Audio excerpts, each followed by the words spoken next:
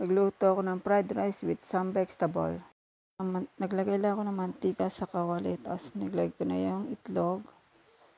Haluin lang ang itlog para hindi siya yung mabuo. Kailangan ganyan siya. Medyo durog-durog ng konti.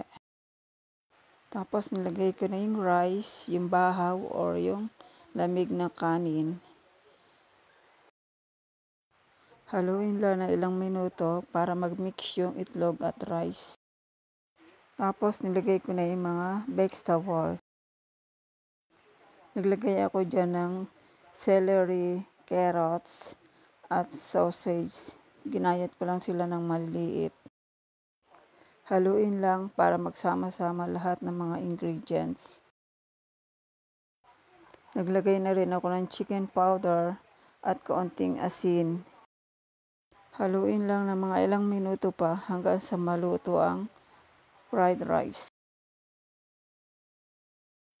Isa ito sa mga favorite kong fried rice, yung maraming vegetable na halok.